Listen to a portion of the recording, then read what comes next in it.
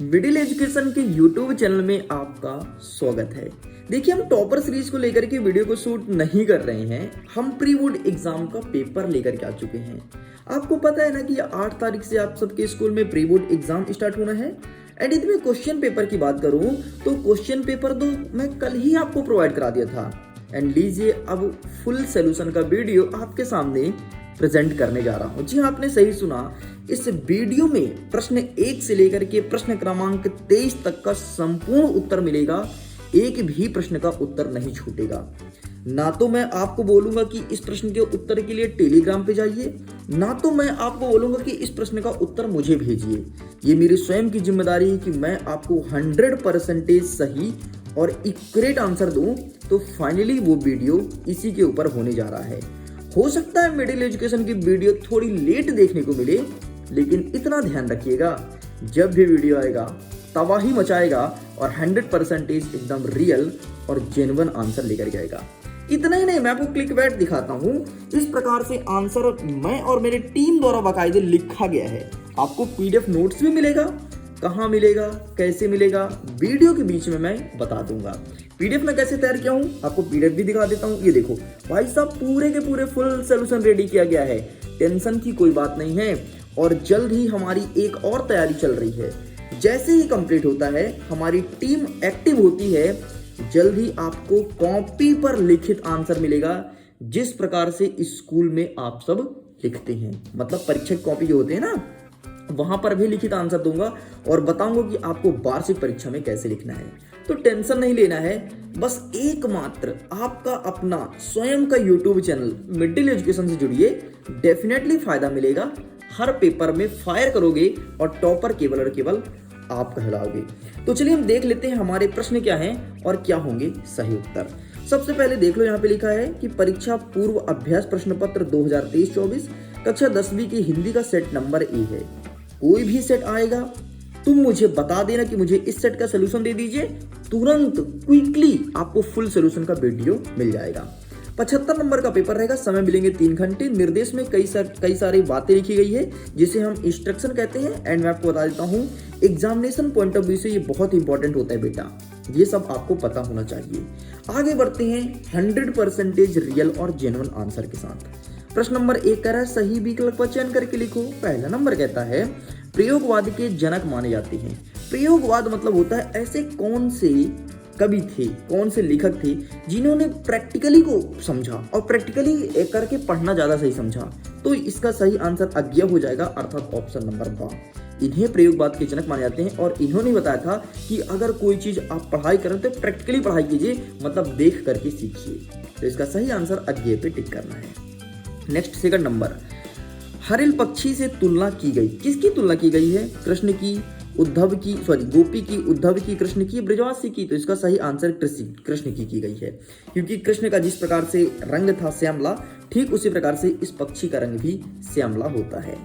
आगे देखते हैं, तीसरा नंबर कहता है विभानुभाव, है ना। इसे विभव और अनुभव पढ़ते हैं, लेकिन जुड़ा हुआ है तो विभानुभाव व्यवचारी संयोग द्रासा निष्पत्ति, यह परिभाषा है। ये किसकी परिभाषा है? ये भरत मुनि ने दिया था। कौन ने? भरत मुनि ने दिया था इस परिभाषा को। किसके लिए? रस के लिए दिए थे। आगे बढ़ते हैं, चौथा नंबर, नेताजी की मूर्ति लगाई गई थी। कहां पर लगाई गई थी? वन विभाग में, नगर पालिका में, नगर निगम में या शिक्षा विभाग में? तो नेताजी की मूर्ति नगर पालिका में लगाई गई थी, अर्थात ऑप्शन नंबर ब इस करेक्ट आंसर हो जाएगा। आगे बढ़ते हैं, 5वां नंबर, जिस समास में प्रथम पद विशेषण और दूसरा पद विशेष्य होता है उसे क्या कहते हैं? प्रथम पद विशेषण, ध्यान सुनना, प्रथम पद विशेषण और दूसरा पद विशेष्य हो उसे कहते हैं कर्मधारय समास, अर्थात option number the is correct answer. आगे बढ़ते हैं, नेक्स्ट क्वेश्चन, माता का आंचल पाठ में भोलानाथ के बाबूजी पाठ करते थे। किसकी पाठ करते थे? हमारे कई सारे ऑप्शंस हैं, रामायण, गीता, चालीसा, महाभारत। इसका सही आंसर रामायण पे टिक करना है। अगर तुम माता का आंचल वाला पाठ अच्छे से रेडी किए होगे तो भोलानाथ के जो पिताजी थे, बाबूजी थे, वो रामायण का पाठ किया करते थे। Got it? तो इस प्रकार से पूरे प्रश्न कंप्लीट कर दिया। आगे बढ़ते हैं, नेक्स्ट कहता है प्रश्न क्रमांक 2, उचित विकल्प द्वारा रिक्त स्थान की पूर्ति कीजिए। पहला नंबर कहता है उत्साह एक dash dash dash dash dash गीत है, प्रेरणा, आह्वान या भक्ति। तो उत्साह एक आह्वान गीत है, अर्थात सेकंड नंबर पे आपको टिक करना है। नेक्स्ट कहता है भावों को उद्दीप्त करने वाले पदार्थ को क्या कहते हैं? अरे भाई नाम से स्पष्ट है, भावों को उद्दीप्त करना, उद्दीप्त मतलब जगाना, तो उद्दीप्त करना मतलब उद्दीपन, उद्दीप्त उद्दीपन, उद्दीप्त उद्दीपन, ध्यान रखना। नेक्स्ट थर्ड नंबर, भाव प्रधान साहित्य को डैश डैश कहते हैं। भाव प्रधान साहित्य को काव्य कहते हैं। क्या कहते हैं? काव्य। तो इसका सही आंसर आपको काव्य पे टिक करना है। नेक्स्ट कहता है चौथा नंबर, बाल गोविंद भगत की प्रभृतियां डैश डैश मास से शुरू होती थी। तो इसका सही आंसर आपको लगाना है कार्तिक मास, अर्थात ये पीछे वाला आपका सही उत्तर हो जाएगा। पांचवा नंबर कहता है dash dash dash dash dash वाक्य से किसी कार्य के निषेध अर्थ ना होने का बोध होता है। ना बोला है भाई, निषेध ना होने का बोध होता है, मतलब निषेधात्मक वाक्य, सॉरी निषेधवाचक वाक्य या निषेधात्मक वाक्य भी कह सकते हो। बाकी इसका सही आंसर जो यहाँ पे लिखा है वही हमें पढ़ना पड़ेगा। तो निषेधवाचक वाक्य इस करेक्ट आंसर हो जाएगा, क्योंकि यहाँ पर प्रश्न में तुम्हारे लिख दिया ना निषेध, तो निषेध से निषेध, निषेध से निषेध, ठीक ऐसे जैसे उद्दीप से उद्दीपन, इस प्रकार से आंसर आपको लिखना है। आपको बताऊं ऐसे ही वार्षिक का पेपर रहेगा आपका, टेंशन मत लो यार, मिडिल एजुकेशन तुम्हारे साथ है। मिडिल एजुकेशन जब तक है तुम टॉप करोगे, तुम्हारे मोहल्ले के लड़के देखेगा। नेक्स्ट कहता है छठवां नंबर, साना साना हाथ जोड़ी पाठ गद्य की डैश डैश विधा में लिखा गया है। तो यात्रा वृत्तांत में लिखा गया है, मतलब ये जो यात्रा कर रहे थे, एक स्थान से दूसरे स्थान तक जा रहे थे, उसी दौरान पर ये विधा लिखा गया था। ओके, तो इस प्रकार से ये भी कंप्लीट होता है। भाई पूरे 12 के 12 नंबर तुम्हारे कहीं न कहीं हैं। नेक्स्ट कहता है तीसरा नंबर, निम्नलिखित कथनों के समक्ष सत्य और असत्य लिखो। पहला नंबर कहता है वीर व्यक्ति अपनी प्रशंसा स्वयं करते हैं, क्या सही है? नहीं। जो व्यक्ति वीर होता है, महान होता है, वो अपनी प्रशंसा स्वयं नहीं करते हैं, और जो कायर होते हैं वो अपनी प्रशंसा स्वयं करते हैं। नेक्स्ट थर्ड नंबर, दृश्य काव्य में अभिनव तत्व प्रधान होता है, बिल्कुल सत्य है। दृश्य काव्य मतलब ऐसा काव्य जब किसी को तुम देख करके आनंद की अनुभूति प्राप्त करो, जैसे कोई सुंदर कन्या तुम देख लिया, अरे बाप रे क्या है ना तो आनंद की अनुभूति प्राप्त किए। सॉरी, मुझे ऐसा नहीं बोलना चाहिए था, बट मैं आपको समझाने के लिए बोल रहा हूँ, ठीक है। अगर कन्याएं हैं तो वो बुरा ना माने, मेरा उद्देश्य समझाना। आप भी तो लड़के ताड़ती हैं, गलत थोड़ी ना है। नेक्स्ट कहता है तीसरा नंबर, नाट्य गद्य की गौण विधा में आता है, बिल्कुल सत्य है। जो नाटक है वो नाट्य है, वो गौण कला में आता है, क्योंकि ये ग्रामीण क्षेत्रों में भी की जाती है, ठीक है, इसलिए इसे गौण विधा कहते हैं। नेक्स्ट कहते हैं लखनऊ का वालम खीर प्रसिद्ध है, क्या पता है, मैंने तो कभी खाया नहीं, लेकिन हाँ सच में प्रसिद्ध है। बालम खीर लखनऊ का भयंकर प्रसिद्ध है, लेकिन मैं कभी खाया नहीं। अब मैं लखनऊ जाऊंगा और बालम खीर खा के आऊंगा। मेरे साथ कौन कौन चल रहा है भाई? अगर मिडिल एजुकेशन के स्टूडेंट आप सब चल रहे हैं मेरी टीम बन करके, तो चलिए हम लोग कल लखनऊ निकलते हैं, कल ही, प्री बोर्ड बाद में देंगे। नेक्स्ट कहता है शब्द शक्ति 3 प्रकार के होते हैं, बिल्कुल सत्य है। बिल्कुल सत्य है। अविधा, लक्षणा, व्यंजना, ये 3 प्रकार के होते हैं शब्द शक्ति। नेक्स्ट कहता है लेखक अज्ञेय मनोविज्ञान के विद्यार्थी थे, नहीं जी, गलत है। वो मनोविज्ञान के विद्यार्थी नहीं थे, बल्कि वो बिलीव करते थे प्रैक्टिकल पर, मतलब प्रयोगवाद के विद्यार्थी थे, ठीक। इस प्रकार से ये भी कंप्लीट होता है। आगे बढ़ते हैं, आइए फटाफट सही जोड़ी मिलाते हैं। अच्छा, सही जोड़ी की मैं बात करूं तो मैं भी बहुत सारे यूट्यूब चैनल में खंगाला है ना, आंसर को मैं देखा, चलो कौन क्या बताते हैं। ओ भाई साहब, कुछ का कुछ आंसर बताया जा रहा है, कुछ का कुछ, मतलब कुछ भी बता रहे हैं भाई। उनको वीडियो शूट करना है, वीडियो जल्दी आए यूट्यूब चैनल में, इसके लिए कुछ का कुछ आंसर दे रहे हैं। अरे भैया, वीडियो जल्दी आए मैटर नहीं करता, मैटर ये करता है कि आंसर कितना जेन्युइन दे रहे हो। अगर आंसर सही दोगे तो बच्चों को लगेगा कि हाँ यार इस बंदे ने मेहनत किया। कुछ का कुछ आंसर दोगे तो उनको लगेगा क्या, मतलब क्या चल रहा है भाई। वीडियो टॉप में डाल दो, ये कोई बहुत बड़ी उपलब्धि नहीं है। वीडियो में उत्तर सही दे दो, ये सबसे बड़ी उपलब्धि है, और ये मैं नहीं कहता, ये सारे स्टूडेंट्स मानते हैं। सही जोड़ी देखो, सप्ताह का मतलब होता है सप्ताह का समूह, और बहुत सारे यूट्यूब चैनल में सप्ताह का दिन बताया गया है, ठीक। लेकिन इसका सही आंसर बेटा प्लीज आप ऑप्शन नंबर खा सप्ताह का समूह ही लगाना, आपको पीडीएफ में यही आंसर दिया जाएगा। नेक्स्ट कहता है प्रस्तुत के माध्यम से अप्रस्तुत का बोध, इसे कहते हैं अनियोक्ति अलंकार। ये अनियोक्ति अलंकार का डेफिनेशन है, परिभाषा है। जिसका ज्ञान कम हो उसे कहते हैं अल्पज्ञ, ठीक है। लेकिन बहुत सारे यूट्यूब चैनल पर अज्ञानी बताया गया है। मैं आप सबको बता देता हूँ, अज्ञानी का मतलब होता है जिसके ज्ञान ना हो, लेकिन जिसके ज्ञान कम हो उसे कहते हैं अल्पज्ञ, ठीक। नेक्स्ट कहता है लोकोक्ति, तो लोकोक्ति का सही आंसर आपको कहावत से मैच करना है, ठीक है। नेक्स्ट कहता है श्रुति, तो इसका सही आंसर आपको शब्द ध्वनि लगाना है। लेकिन मिडिल एजुकेशन ऐसा कहता है कि श्रुति का सही आंसर शब्द ध्वनि मैच नहीं करता है। हो सकता है यहाँ पर कुछ और ऑप्शन होने चाहिए, लेकिन फाइनली यहाँ पर जितना ऑप्शन दिया है उसके हिसाब से आपको शब्द ध्वनि ही लगाना है। नेक्स्ट कहता है खेदुम, तो खेदुम मतलब होता है देवी देवताओं का निवास स्थान, इसे कहते हैं खेदुम। और आई थिंक ये जैन धर्म में माना जाता है, जैन या बौद्ध किसी में है, ठीक, उसे खेदुम कहते हैं। लेकिन बहुत सारे यूट्यूब चैनल पर कुछ आंसर बताया गया है, तो थोड़ी अवेयर रहिएगा, जागरूक रहिएगा, ठीक है। आगे देखते हैं प्रश्न नंबर 5 कहता है कि एक शब्द या एक वाक्य में उत्तर देना है। चलिए देख लेते हैं क्या प्रश्न पूछा गया है। पहला नंबर कहता है जयशंकर प्रसाद की आत्मकथ्य कविता किस पत्रिका में प्रकाशित हुई थी? तो हंस नामक पत्रिका में प्रकाशित हुई थी। आंसर लिखित दूंगा, टेंशन मत लो। अनुभव किसे कहते हैं? तो शास्त्रों के अनुसार आश्रय के मनोगत भाव को व्यक्त करने की सारी चेष्टा को अनुभव कहते हैं। किसे? शास्त्रों के अनुसार आश्रय के मनोगत भाव की व्यक्त करने की सारी चेष्टा को ही अनुभव कहते हैं। नेक्स्ट, संस्कृत निबंध हमें किससे टकराने की प्रेरणा देती है? तो संस्कृत निबंध हमें सभ्यता से जुड़े जटिल प्रश्नों से, जो सभ्यता संस्कृत से जुड़े जटिल प्रश्न होते हैं उससे टकराने की हमें प्रेरणा देती है। आंसर लिखित दूंगा, टेंशन मत लो, अभी दिखाऊंगा, पीडीएफ भी दूंगा, पहले समझ लो आप बेटा, देखो रटने से अच्छा पहले समझ लो। नेक्स्ट, दो स्वरों के आपस में मिलने से कौन सी संधि होगी? तो दो स्वर जब आपस में मिलते हैं स्वर संधि कहलाता है। भाई स्वर का मिलाप हो रहा है तो स्वर ही बनेगा ना।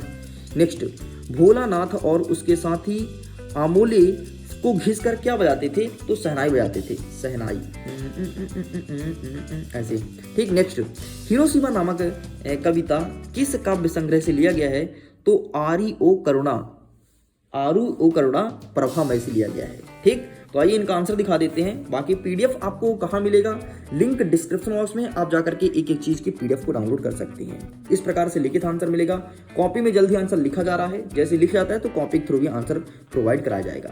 तीसरा और चौथा का उत्तर देखो, ये रहा पांचवें का उत्तर। आगे का आंसर दिखाएंगे आगे के क्वेश्चन के बाद। चलिए गॉट इट, आगे बढ़ते। नेक्स्ट कहता है रीतिकाल को श्रृंगार काल क्यों कहा जाता है? ये प्रश्न पूछा गया है। और इसके अर्थों कहता है कि प्रगतिवादी कोई दो कवि और उसकी रचना लिखी, तो हम ऊपर वाला कवर करेंगे। रीतिकाल को श्रृंगार काल क्यों कहा जाता है? ये रहा आपके सामने। रीतिकाल को श्रृंगार काल इसलिए कहा जाता है क्योंकि रीतिकाल में अधिकतर कवियों ने श्रृंगार प्रधान रचना की है या श्रृंगार रस प्रधान रचना की है, इसलिए रीतिकाल को श्रृंगार काल कहा जाता है। इतना लिखना है। नेक्स्ट कहता है जयशंकर प्रसाद और नागार्जुन के बारे में लिखना है। तो आइए हम आपको दिखाते हैं जयशंकर प्रसाद जी के बारे में, ठीक। कोई एक लिखना था ना, 2 नंबर का प्रश्न बेटा देख लो, ज्यादा नहीं, 2 नंबर में पूछा गया है। 2 रचनाएं और साहित्य में स्थान, सिंपल सा आपको लिखना है। तो जयशंकर प्रसाद की 2 रचनाएं बहुत ही प्रसिद्ध है, कामयानी जो कि एक महाकाव्य है, और करुणा लय ये एक गीत नाट्य है, मतलब नाटक है। तो ये दोनों रचनाएं आपको पता होनी चाहिए। और क्या पूछा है? साहित्य में स्थान, ये काव्यगत विशेषता, भाव पक्ष कला पक्ष वगैरह नहीं पूछा, इस चीज को ध्यान रखना, ठीक। तो हम आगे बढ़ते हैं और साहित्य में इनका स्थान देखते हैं। तो ये रहा भाई साहब इनका साहित्य में स्थान, हमसे जो पूछा है वही लिखना है, ठीक। ये आपको यहाँ से लेके यहाँ तक लिख देना है। तो डिसाइड करें बेटा। नेक्स्ट देख लेते हैं गोपियों के अनुसार राजा का धर्म क्या होना चाहिए? और ये प्रश्न इतने बार पूछा है, त्रैमासिक हो, अर्धवार्षिक हो, और देख लो प्री बोर्ड भी पूछा है, और डेफिनेटली वार्षिक में आएगा, तुम देख लेना। गोपियों के अनुसार राजा का धर्म ऐसा होना चाहिए कि वो प्रजा की रक्षा करें और धर्म नीति का पालन करें। बस इतना आपको लिखना है आसान भाषा में। मैं आपको पहले भी रटाया था और अभी भी रटा ही रहा हूँ, तो रट लो। सिंपल सा, राजा का धर्म होता है कि वो प्रजा की रक्षा करे और नीति धर्म का पालन करे। आंसर क्या लिखना है? ये रहा आपके सामने। अच्छा, इस पेपर और इस आंसर का पीडीएफ लिंक डिस्क्रिप्शन बॉक्स में, जाइए चेकआउट कीजिए, अपने पीडीएफ को डाउनलोड कीजिए। नेक्स्ट कहता है 9वां नंबर, कवि निराला की आंख फागुन की सुंदरता से क्यों नहीं हट रही थी? तो ये रहा भाई साहब फागुन की सुंदरता, ये अत्यंत मनोहक होता है यार, मतलब मन मोह लेता है। तो किसी की भी नजर नहीं हटती क्योंकि चारों तरफ हरियाली होता है और पेड़ हरे भरे दिखाई देते हैं, फूल पत्तियां खिली होती हैं, बढ़िया जो मधुमक्खियां होती हैं, फिर भंवरे होते हैं, वो गुंजन करते हैं। इतना प्यारा दृश्य लगता है फागुन का मास, इसलिए नहीं हट रहा था इनका मन और मस्तिष्क, ठीक है। नेक्स्ट, प्रबंध काव्य और मुक्तक काव्य की अंतर बताना है। 10वां नंबर के प्रश्न की तरफ रुख करते हैं। ये रहा प्रबंध काव्य। प्रबंध काव्य का जो आकार होता है ना बेटा, वो बड़ा होता है, विस्तृत होता है, लेकिन मुक्तक काव्य का आकार सीमित होता है, मतलब छोटा होता है। जो प्रबंध काव्य होता है इसमें कथाक्रम होना अनिवार्य है, मतलब कथाक्रम से चलेगा, ऐसा नहीं कि कुछ बोल दिए। लेकिन मुक्तक काव्य में कथाक्रम कोई नहीं चलेगा, जो आपसे कथा बोलना है वो बोलो, ठीक। इस प्रकार चलता है प्रबंध काव्य। मतलब अगर किसी का कहानी तुम सुना रहे हो ना, किसी कथा सुना रहे हो, तो जन्म से लेकर के तुम मृत्यु तक सुनाओगे, इसे कहेंगे प्रबंध काव्य, क्योंकि क्रम से सुना रहे हो। लेकिन मुक्त काव्य में ऐसा नहीं होता, जहां तुम पाए वहां सुनाने लगे, उनके बाल कांड को सुनाने लगे, युवावस्था को सुनाने लगे, है ना। इस प्रकार से होता है आपका मुक्त काव्य। नेक्स्ट हमारा कह रहा है 11वां नंबर, दोहा छंद के लक्षण उदाहरण सहित लिखिए। दोहा छंद के लक्षण, लक्षण मतलब ये होता है उसके बारे में हमें बताना है। जैसे आपको पता है कि दोहा में 4 चरण होती हैं, पहले और तीसरे चरण में 11-11 मात्राएं और दूसरे और चौथे चरण में 13-13 मात्राएं होती है। बस इतना लिखना तो दोहा में, यही तो लक्षण है। लेकिन एग्जाम्पल ही पूछा है ना, तो एग्जाम्पल कई सारे हैं, जैसे बंदह गुरु पदम पदम परागा सुरुज सुबह सरसम रागा, ठीक है, आपका दोहा हो गया। और जब हनुमान चालीसा पढ़ते हो तो जय हनुमान ज्ञान गुरु सागर, उससे पहले दोहा पढ़ते हो, ठीक है। श्री गुरु चरण सरोज निज मोह मुकुरता है, वर्ण जो दायक फलचार, है ना, ये सब दोहा के अंतर्गत आएगा। एंड ये रहा आपके सामने आंसर, यही आपको लिखना है। चलिए बेटा आगे बढ़ते हैं। अतिशयोक्ति अलंकार का मतलब होता है किसी चीज का बढ़ा चढ़ा करके वर्णन करना, अतिशयोक्ति अलंकार कहलाता है, ठीक है। जैसे मैं बोलूँ कि अरे बाप रे भाई साहब, हमने तो कक्षा 10वीं में 98% लाया, भले हमारे परसेंटेज 18 हो, है ना, लेकिन हमने बढ़ा चढ़ा करके वर्णन किया। बहुत सारे लोग करते भी हैं, तुम खुद देखोगे। आगे देखते हैं। नेक्स्ट 12 नंबर कहता है, 12 नंबर में कहता है कि कपास दे भाव वाला, और अथम कहता है कि जीवनी और आत्मकथा में कोई 2 अंतर लिखो। देखो बेटा, प्रश्न 2 नंबर का तो अंतर भी आपको 2 लिखना, वार्षिक परीक्षा में ध्यान रखना। बाकी मैं तो कई सारे दिखाऊंगा, लेकिन आपको लिखना कोई 2 है। तो ये रहा भाई साहब जीवनी और आत्मकथा में। इस प्रकार से एक साइड आपको आत्मकथा लिखना है, एक साइड लिखना है जीवनी।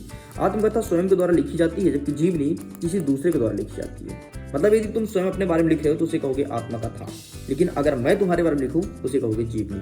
आत्मकथा में लेखक स्वयं की कथा लिखता है, देख लो, और इसमें जीवनी में किसी महापुरुष के बारे में लिखता है, ठीक है। महापुरुष मतलब ऐसा नहीं कि अगर तुम फेमस हो गए तो तुम्हारे बारे में कोई लिख देगा तो वो जीवनी ही कहलाएगी। नेक्स्ट देखते हैं। आत्मकथा कहीं कहीं काल्पनिक हो सकती है, मतलब काल्पनिक दुनिया से हो सकती है, लेकिन जो जीवनी होती है वो सत्य घटना पर आधारित होती है। जो घटना घटित होता है, क्योंकि दूसरे लोग लिखते हैं ना, और दूसरे लोग लिखते हैं तो डेफिनेटली स्वाभाविक बात है कि वो ज़्यादा अच्छी बातें नहीं लिखेंगे। लेकिन तुम स्वयं अपने बारे में लिखोगे, अरे फेंक दिए यार कुछ का कुछ, अरे भाई साहब हम तो तोफ हैं, ऐसे लिख दोगे, ठीक है। नेक्स्ट देखते हैं। 13वां नंबर कहता है राम रक्ष बेनीपुरी और यतीन्द्र मिश्र की साहित्यिक विशेषताएं लिखनी है। आपके परीक्षा में यतीन्द्र मिश्र 200% आ रहा, वार्षिक परीक्षा में ध्यान रखना 200% आ रहा है यतीन्द्र मिश्र, इसलिए इनको अच्छे से प्रिपेयर करना है। इनका अलग से क्लास में लेकर के आऊंगा, इनका आपको रचनाएं और भाव पक्ष कला पक्ष ये सब समझा दूंगा। ये भी प्रश्न 2 नंबर का है, तो आपको 2 रचना और साहित्य में स्थान लिखना है। तो ये रहा बेटा राम रक्ष बेनीपुरी जी का, देख लो। बाकी परीक्षा के लिए वार्षिक परीक्षा की बात करूँ, यतीन्द्र मिश्र का पढ़ना है, ठीक। ये देखो उपन्यास इनकी कई सारी रचनाएं लिखी गई, 1 2 3 4 5 6 7 8 लिखी है, कोई आपको 2 लिखना है, ठीक। और भी देख लो। नेक्स्ट आप इनका भाषा शैली देख सकते हो। बाकी साहित्य में स्थान पूछा है तो सिंपल सा साहित्य में स्थान ये रहा आपके सामने, ठीक। एक बात बोलूं, साहित्य में स्थान जब भी पूछे ना, जिस कवि के बारे में या जिस लेखक के बारे में सिंपल से उसकी तारीफ लिख दो, वही होता है उसका साहित्य में स्थान, है ना। तारीफ मतलब साहित्य में बहुत अच्छे लेखक थे, इनके लेखन शैली बहुत ही अच्छी थी, आकर्षक था, आसान भाषा का प्रयोग करते थे, खड़ी बोली का प्रयोग करते थे। ये अपनी कविता कहानी में निबंध, ये अपनी कविताओं में निबंधों का, कहानियों का, चित्रों का उपयोग करते थे। इस प्रकार से लिख दो, यही इनका साहित्य में स्थान कहलाता है। बाकी मैं समझाऊंगा, टेंशन मत लो। हमारा टॉपर सीरीज इसीलिए आया है, लेकिन अभी तो हमें थोड़ी प्री बोर्ड का देखना पड़ेगा। नेक्स्ट कहता है 14 नंबर, मूर्ति पर लगे सरकंडे का चश्मा क्या उम्मीद जगाता है। तो सिंपल सा ये उम्मीद जगाता है कि हमारे जो महापुरुष हैं उनका सम्मान करना चाहिए, बस, और कोई उम्मीद नहीं जगाता है। क्योंकि जो नेताजी सुभाष चंद्र बोस थे हमेशा चश्मा लगा के रखते थे, ठीक। और एक दिन क्या हुआ कि वो चश्मा नहीं लगाए थे, तो एक व्यक्ति बस से गुजर रहा था, उसने देखा अरे बाप रे इन्होंने चश्मा नहीं लगाया, तो बच्चे ने सरकंडे चश्मा लगा दिया था, ठीक है। चलो ये दे रहा इसका आंसर, तो इसका स्क्रीनशॉट ले लो। मैं केवल समझाऊंगा, उत्तर का स्क्रीनशॉट, उत्तर दिखा दूंगा, स्क्रीनशॉट ले लेना। बाकी लिंक डिस्क्रिप्शन बॉक्स में, तो कहता हूँ सीधे PDF को डाउनलोड करो, तुम्हारे लिए ही बनाए गए हैं। नेक्स्ट देखो 15 नंबर, एक कहानी यह भी। आत्मकथा में लेखिका के पिता ने रसोई को भटियार खाना कहकर क्यों संबोधित किया था, और इसके अथवा में एक और प्रश्न पूछा गया, लेकिन हम ऊपर वाला कवर करेंगे, ठीक है। भटियार खाना, तो देखो भटियार खाना मतलब भट्टी अर्थात चूल्हा से बना होता है। यहाँ पर प्रतिभाशाली लोग नहीं जाते हैं। बाकी देख सकते हो पिता का ऐसा मानना था कि चूल्हे के संपर्क में आकर के उनकी बेटी की प्रतिभा नष्ट हो जाएगी, रोटी पकाने से उन्हें देश और समाज की समझ विकसित नहीं होगी, वह वहां जाकर अपनी योग्यताओं को नष्ट कर देगी।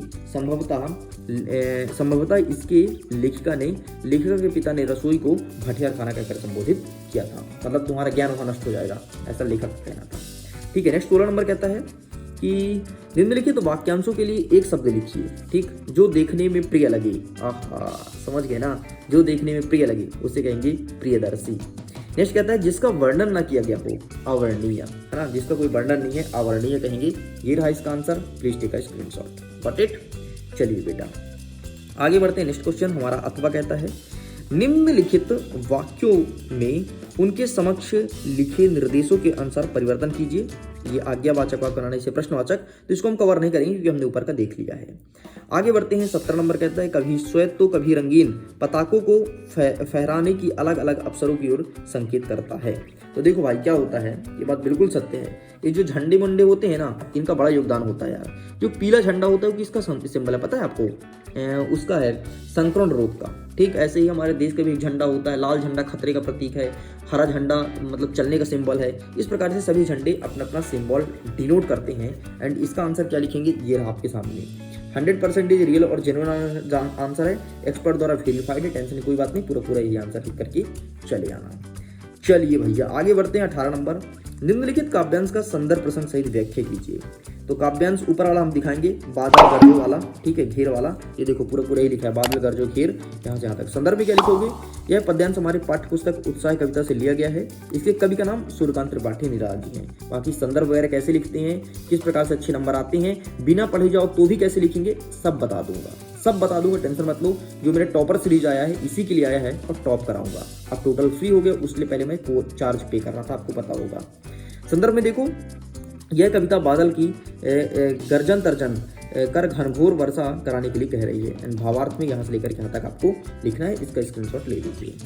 चलिए बेटा आगे बढ़ते हैं, नेक्स्ट देखते हैं 19 नंबर। 19 नंबर कहता है एक गद्यांश दिया है, इसका भी संदर्भ प्रसंग और अर्थ बताना है। नवाब वाला हम आपको दिखा देते हैं, तो ये रहा देखो भाई सन नवाब वाला, ठीक है। संदर्भ में लिखा है पूर्वत, तो यहाँ पर पूर्वत लिख किया, मैंने ध्यान नहीं दिया, टेंशन मत लो। पीडीएफ जब मिलेगा तो यहाँ पर पूर्वत नहीं लिखा होगा, बल्कि जो आपका वो है संदर्भ है वही से पूरा पूरा संदर्भ यहाँ पे लिख दिया जाएगा। ठीक, प्रसंग देखिए और इसका व्याख्या दीजिए, देखिए इसका भी स्क्रीनशॉट आप ले सकते हैं, ठीक है। विशेष वगैरह नहीं लिखना है, इस चीज को ध्यान रखना, केवल जितना पूछा उतना लिखना है। हमें होशियार भी रहना है लेकिन ओवर होशियार नहीं बनना है, ठीक है। ऐसा नहीं कि हमें समय ना पूछे और हम परीक्षा में छोड़ दे कोई चीज, ऐसा हमें बिल्कुल नहीं करना है। चलिए आगे बढ़ते हैं, नेक्स्ट हमारा कह रहा है 20वां नंबर। अगरबत्ती को विक्रय के लिए मतलब बेचने के लिए एक विज्ञापन तैयार करना है। सपोज करो कि तुम एक अगरबत्ती बना रहे हो, तुम्हारे यहाँ अगरबत्ती कंपनी है। अब तुम अगरबत्ती को कैसे बेचोगे, क्या कह के बेचोगे, तो ये देखो इस प्रकार से आपको बनाना है विज्ञापन। क्या लिखा है, मंगलमय अगरबत्ती, आपके अगरबत्ती का नाम मंगलमय है। ये अगरबत्ती केमिकल रहित है, मतलब इसमें केमिकल नहीं डाला गया है, प्राकृतिक पदार्थों से बनाई गई है। ये अगरबत्ती मोगरा, गुलाब, चमेली, चंदन जैसे अलग अलग सुगंधों में उपलब्ध है, ठीक है। और बाकी देख लो कितना दोगे, 250 ग्राम के बड़े पैकेट में पाइए कितने, 25 अगरबत्ती मुफ्त, अरे बाप रे, ठीक है। 90 रुपए के छोटे पैकेट में भी उपलब्ध है किसी, ठीक। तो बाकी इस प्रकार से आपको विज्ञापन लिखना है और ये बना देना एक क्या स्टैंड, और ये लगा देना अगरबत्ती, यहाँ हो तो माचिस से जला देना, आग जला देना और धुआं निकाल देना और अच्छा बन जाएगा, अट्रैक्टिव, ठीक। तो इसका स्क्रीनशॉट ले लो। चलिए बेटा आगे बढ़ते हैं, 21 नंबर क्या कहता है, अपठित गद्यांश और काव्यांश को पढ़ना है और नीचे जो प्रश्न पूछा गया है उसका उत्तर देना है। 2 दिया गया है, एक ऊपर एक नीचे। मैं नीचे वाले का आंसर बता देता हूँ, ठीक है। क्या कहता है, दुख के वर्ग में जो स्थान भय का है वही स्थान आनंद वर्ग में उत्साह का है। मतलब इसका गद्यांश हो जाएगा सुख और दुख। देखो एक लाइन पढ़ा, इसका शीर्षक निकल गया, ठीक। उपयुक्त गद्यांश का उचित शीर्षक क्या होगा, सुख और दुख। नेक्स्ट कहता है उत्साह का स्थान क्या है, तो देखो स्थान आनंद वर्ग में उत्साह का है, मतलब आनंद है, उत्साह का स्थान आनंद है।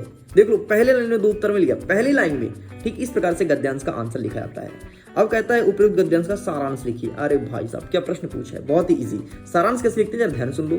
ये पूरा पूरा तुम पढ़ लोगे, बोलो हाँ, पढ़ लोगे ना, बोलो हाँ। हिंदी में तो लिखा पढ़ लोगे ना, बोलो हाँ। अब इसको तुम लिख दो अपने शब्दों में, जो तुम पढ़े हो, जो तुमको समझ आया वो लिख दो, वही इसका सारांश कहलाता है। लो कर लो बात, तुम देख लेना पूरा पूरा लिख के ना, ऐसे ही पूरे अच्छे नंबर तुमको मिलेंगे। बाकी टेंशन मत लो, मिडिल एजुकेशन तुम्हारे साथ बैठा है यार।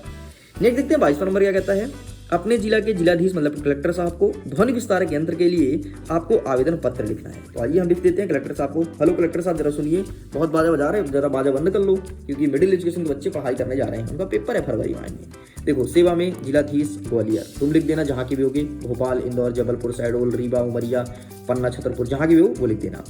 विषय में लिखोगे परीक्षा अवधि में ध्वनि विस्तारक यंत्र में प्रतिबंध लगाने के संबंध में। महोदय सविनम्र निवेदन है कि माध्यमिक शिक्षा मंडल बोर्ड परीक्षा का समय नजदीक आ चुका है। ऐसी स्थिति में तेज आवाज में बजने वाले लाउड स्पीकर से हमारी पढ़ाई में व्यवधान उत्पन्न होता है। और बिल्कुल सही है भाई, है ना। ये लाउड स्पीकर सार्वजनिक स्थान पर भी बड़ी मात्रा में कर्णभेदी आवाज में मानसिक संतुलन को भी अशांत कर रहे हैं। कर्णभेदी मतलब होता है कान को भेदने वाला, कान को फाड़ने वाला। नहीं बोलते अरे बाप रे कितना तेज कान फट जाएगा लगता है, बस वही कर्णभेदी की बात कर रहा है, ठीक। वो चीज लिख दोगे। फिर आगे क्या लिखोगे, ठीक। अतः छात्रों के भविष्य को ध्यान में रखते हुए ध्वनि विस्तार के अंदर मतलब लाउड स्पीकर को परीक्षा काल की अवधि तक पूर्णतः प्रतिबंध लगाने का दिशा निर्देश अविलंब देने का कष्ट करें। ठीक, इस प्रकार से आप कष्ट कीजिए कि एक भी ना बचे। भवदीय में आप अपना नाम लिखना, जो भी आपका यहाँ पर नागेंद्र लिखा है आपका हो सुरेंद्र, मोहन, पप्पू, चच्चू, कक्कू, नन्नू, जो भी हो वो लिख देना और दिनांक लिख देना आज का, मतलब जिस दिन आप कॉपी लिख रहे हो। ठीक, इस प्रकार से कंप्लीट करना है। आगे बढ़ते हैं, अंतिम प्रश्न देख लो। बोला था 23 का 23 दूंगा, दिया था 23 का 23। 23वां नंबर कहता है निम्नलिखित किसी एक विषय पर आपको रूपरेखा सहित सारगर्भित निबंध लिखना है। मतलब आपको रूपरेखा भी लिखना है, निबंध भी लिखना है। ध्यान देना, रूपरेखा भी लिखना है। रूपरेखा कैसे लिखते हैं मैं बता दूंगा। यहाँ पर कई सारे दिए हैं, जैसे विद्यार्थी जीवन में अनुशासन का महत्व। चलो पहले ही देख लेते हैं। ये रहा भाई साहब पहला। अब देखो बेटा, रूपरेखा क्या होता है। रूपरेखा मतलब जो हेडिंग है ना, प्रस्तावना। नेक्स्ट हेडिंग क्या कहता है, नेक्स्ट हेडिंग देखो, रुको जरा सब्र करो, पहले समझ लो तुम। नेक्स्ट हेडिंग कहता है अनुशासन का महत्व। तो हेडिंग एक साइड लिख लो, वही कहलाता है रूपरेखा। फिर उसे वर्णन करो। तो आइए अब वर्णन करना स्टार्ट करते हैं। फटाफट आप इसके स्क्रीनशॉट ले लेना। ठीक, ये रहा प्रस्तावना का, टेक स्क्रीनशॉट। ये रहा विद्यार्थी जीवन में अनुशासन। ये रहा आगे, ये रहा आगे। बाकी टेंशन मत लो, 100% रियल और जेन्युइन दिया हूँ। पूरा का पूरा अवेलेबल है, तो पीडीएफ के थ्रू आपको एक एक चीज मिल जाएगा। ओके, वीडियो पसंद आए तो वीडियो को लाइक कीजिए, दोस्तों के साथ शेयर कीजिए। पहली बार आए हैं आप अपने मिडिल एजुकेशन पर तो सब्सक्राइब जरूर कीजिएगा, क्योंकि मिडिल एजुकेशन जब भी वीडियो आता है तो डेफिनेटली सबसे हटके और आपको फुल सोल्यूशन साथ लेकर के आता है। और अब इसके अलावा कोई भी आंसर मत लिखना, 100% रियल और जेन्युइन आंसर है, खुद मिडिल एजुकेशन की टीम द्वारा और मिडिल एजुकेशन के द्वारा आंसर तैयार किया गया है। मैं वीडियो गेन करता हूं एग्जाम के लिए। ऑल द बेस्ट, खुश रहिए, पढ़ते रहिए, मुस्कुराते रहिए। टॉपर सीरीज से जुड़ने के लिए लिंक डिस्क्रिप्शन बॉक्स में दिया गया है व्हाट्सएप का, वहां पर जुड़ जाओ। टॉपर सीरीज वहीं से स्टार्ट हुआ है और वहीं पर बच्चे टॉप करने वाले हैं। Bye bye.